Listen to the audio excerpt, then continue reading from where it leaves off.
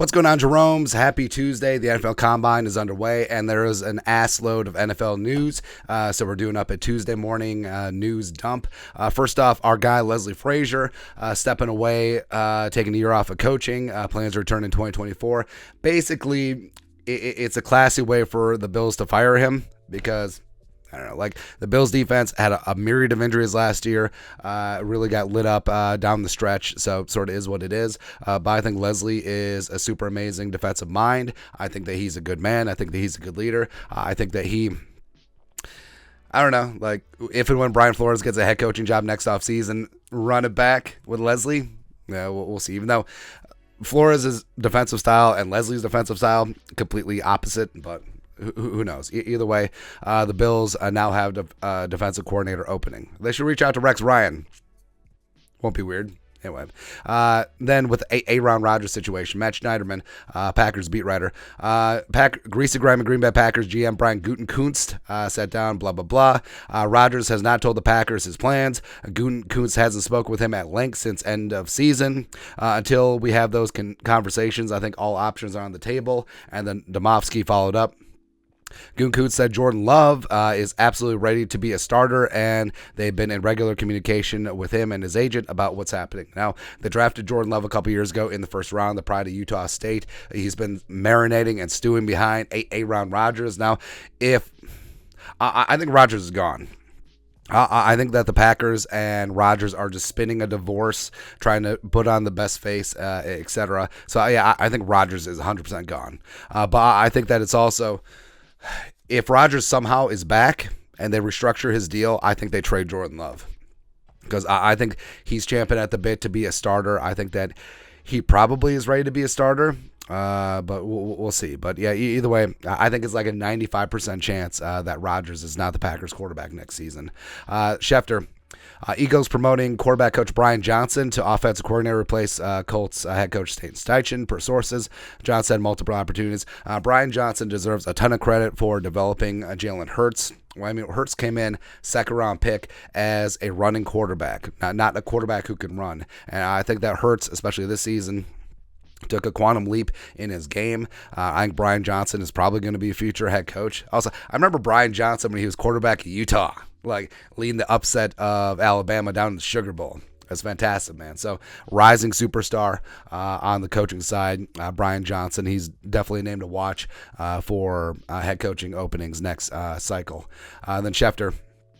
Giants are releasing Kenny Golladay, Babytron, on the first day of the new league year, blah, blah, blah, by waiting until March 17th, blah, blah, blah, blah, blah, blah. But Golladay finessed $40 million because he still has $4.5 million guaranteed on his contract for 2 years of subpar production. And this year, he basically got benched for like no names like Isaiah Hodgins. Like, yeah. But yeah, Golladay this season, 6 catches on 17 targets for 81 yards and 1 touchdown. And it was just a mess. Where, I mean, Golladay, when he came out of Northern Illinois, 6'4" on the outside, jump ball specialist, contested catch specialist. He did great in Detroit, but then once he got paid by the Giants, he disappeared. It was really, really crazy. Now, should the Vikings be interested? Is this a mama, I can change him situation? It's got to be dirt cheap. It's got to be dirt cheap and promise nothing. But, yeah. Schefter. Washington defensive tackle DaRon Payne became the first player this offseason to receive the franchise tag, per sources. The franchise tag for Payne is projected to be $18.937 million. Washington placed the tag on Payne early this morning. Now, DaRon Payne, nose tackle, would have absolutely loved him in purple, but if he would have hit free agency, like there would have been a spending spree. Whether it's Chicago, whether it's Atlanta, he would have gotten paid. Like we're talking about $22 million per season, up there with Aaron Donald, up there with Chris. Well, Aaron Donald's in a different stratosphere, but up there with Chris Jones in terms of highest paid defensive interiors. Put up 11.5 sacks last year.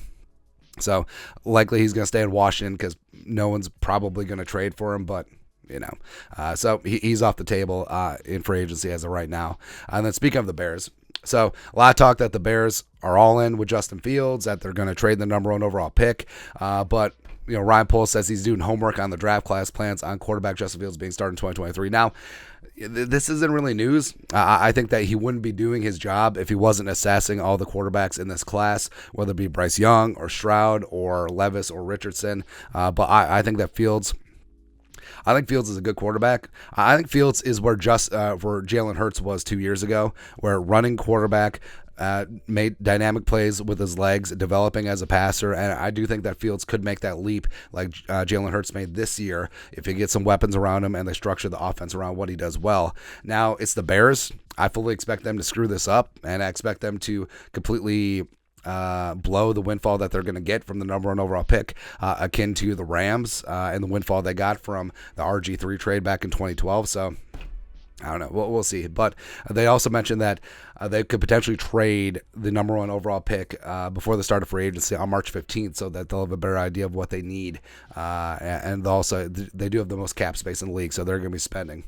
Dov Kleeman, an NFL team proposed to make roughing the passer penalty a reviewable play by instant replay. Now, it sounds like there isn't a lot of support for this, even though there's so many bad roughing the passer calls where I'm not ready to say that the league is rigged or it's scripted who wins and who loses, but there's too much subjectivity and there's too much bang bang, like full speed play. It was like, hey, that looked kind of bad, let's throw the flag. That maybe that didn't even look bad, but let's throw the flag anyway. Like, there's too much control at the end of games. 15 yards, first down. Keeping the offense on the field, like, it is a backbreaker to these defenses. Now, I would have been fine if they maybe not even a review, or like a challenger review, but like an actual like instant review from upstairs. I would be fine with that. I think the XFL and the USFL is at the forefront of review policy. Or you look at the Premier League with VAR, where they're able to make instant calls like that.